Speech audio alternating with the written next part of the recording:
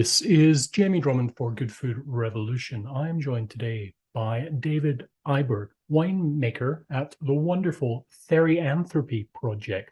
David, how are you today? You're joining us from out on the East Coast today, taking a little bit of a break from your normal work in Ontario. How are you? I'm good. I've been having a lovely break out here in Nova Scotia, where I spend most summers just before harvest taking a little maritime break. My wife works here over the summer, so it's a nice place to be. And I'm just at the tail end of that now, and we'll be starting our 2022 harvest next week. I expect the Pinot Noir and Zweigelt will be coming in soon. Superb, superb. We will welcome you back when you get back to Ontario. Now, my first question for you, Therianthropy. First, for those people unfamiliar with the name, what does the word actually mean?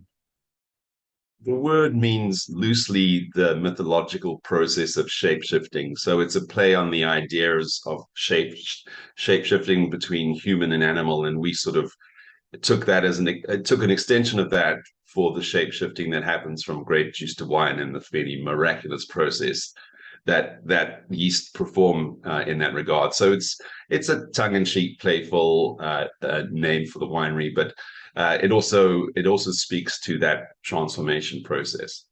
So before Therianthropy, give me a little bit of your background about working within the wine world. Yeah, this is a second career for me. So I only started working in the wine world about 8 years ago, after having a finance career in the UK before. And I started off staging at wineries in California, where I lived at the time, and then also in Oregon.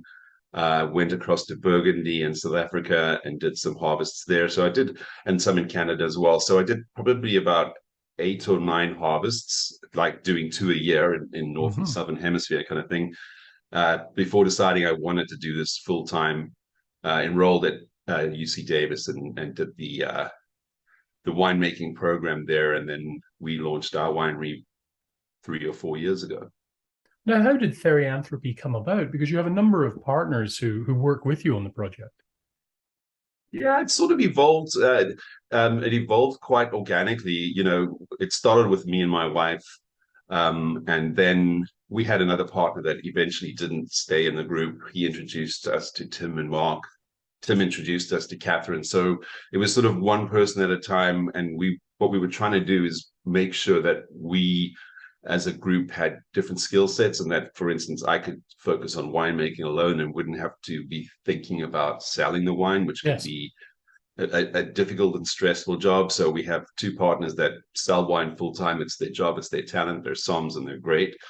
And then we have Catherine looking after customer experience. So anything related to customers, tastings, that sort of thing.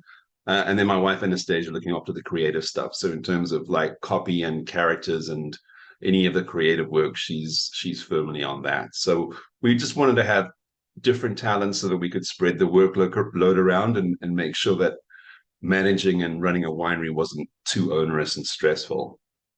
Speaking about the creative side of things, I find your labels absolutely wonderful. I find them enchanting and charming at the same time. What's the story behind those? Because it's actually quite a well-known French artist, I believe. Yeah, Michel Tourmer, he's in Paris and he's fantastic, and always loved his posters and his wine satire sort of books. Yeah. And that's the sort of same approach that we have, like not taking winemaking too seriously, like poking fun at it sometimes, and not being overly serious about it. And we felt that, like, from a personality perspective, his art fitted our brand. And so I just approached him because I travel through Paris quite a lot, saying, next time in Paris, can we meet? And we shared a bottle of Gamay. And I said, would you do our labels? We're a brand new winery. Like, carte blanche, you know, we'll figure it out from scratch. That we had no idea what it was going to look like at that point, but he kindly agreed to doing that, and it's been wonderful working with him. His art is awesome. Yeah, see, I would agree with that. Now, one of the things that I found most interesting about the project is the number of small batch labels that you actually do. What is the overall philosophy of Therianthropy? Because it's one of the things that I find most attractive is all of these small release, very individual wines. Yeah, when we started out, we wanted to focus on terroir and little pockets of Mhm. vineyards across Ontario that we thought were special and unique, and trying to find an expression of those that was as pure as possible and not masked by additives or oak or things like that. So the overarching philosophy is wines that are pure, that express terroir. And I know these are cliches, but there's truth No, behind no, them. I hear And you. also wines that are alive. So our philosophy of low intervention, not using any chemical additives, not fining, not filtering, that's all really to express terroir and also produce wines of quality and complexity. So we've been really lucky to date not to have had any major batches of wine spoiled, but we do expect at some point we'll be dumping wine. Like we won't release something that isn't quality, but the method of winemaking obviously has much less safety rails than conventional winemaking. Have you always been one for low intervention? Because UC Davis isn't known for teaching people a lot about low intervention, or historically hasn't been. Yeah, no, I definitely started even with some of the harvests I did firmly in the conventional Right. space. And it was whilst doing a harvest in South Africa at a really large winery with a winemaker and I was going to be there for 2 months. And after a week, he was like, "You don't belong here. You should go to the Swartland. There are a group of guys there Right. making wine. I can see that you would fit in with their philosophy." And so I went down there and just saw what they were doing, which blew my mind. The wines blew my mind.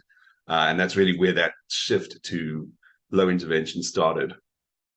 And how much of a challenge is it for you to make low intervention wines, but still have them express that terroir that you seek so much in your wines?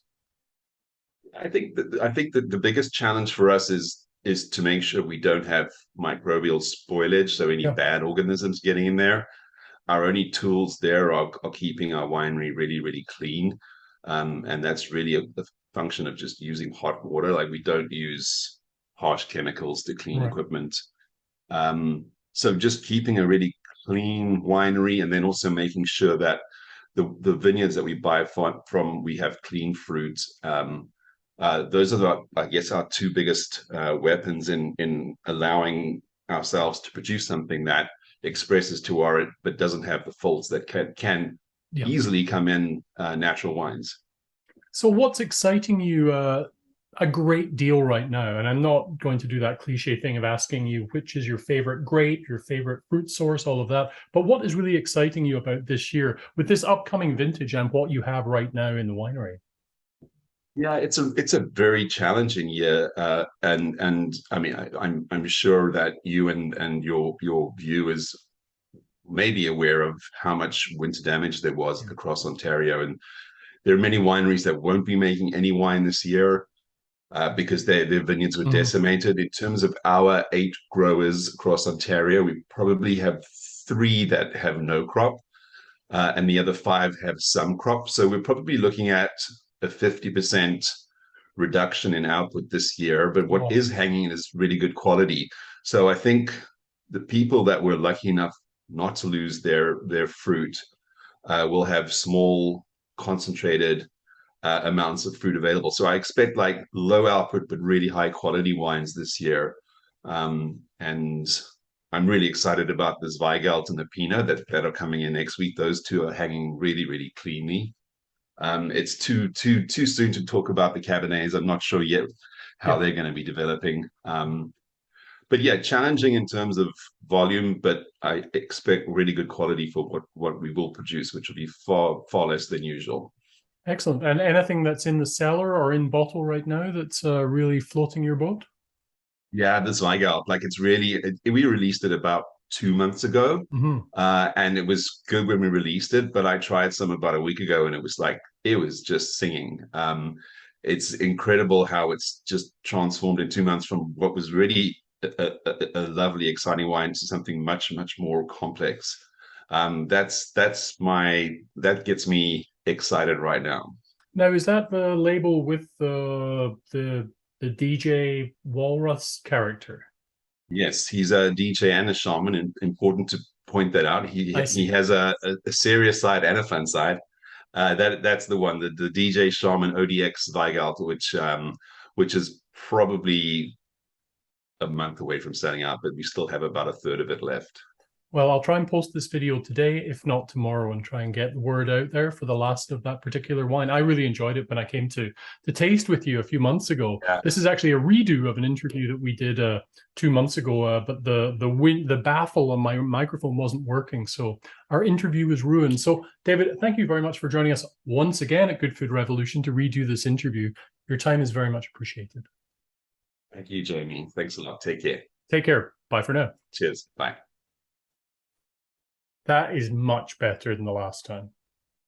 Great. No, not only because last time I had been tasting as well, so my tongue was too big for my mouth when I was interviewing you, and I was like, my mum's going to listen. I was a little bit worried about the brain fog and just not being able to process your questions. Oh no, but that didn't happen. You were spot on completely. Thanks so much. Yeah, really appreciate it. Yeah, no, thank you. Yeah, and you should. I should get you a bottle of that Zweigelt to try it again. It really has. It's just got so much better than when you tried it. I'll figure that out. I still will be coming home on some weekends to the Georgian Bay during harvest, and so I'll make a point to pop around and drop some off with you. Yeah. Or come by for a glass of wine or something. I'd love that. Sounds good. Excellent. Take care out there. All right. Take care. Cheers. Bye.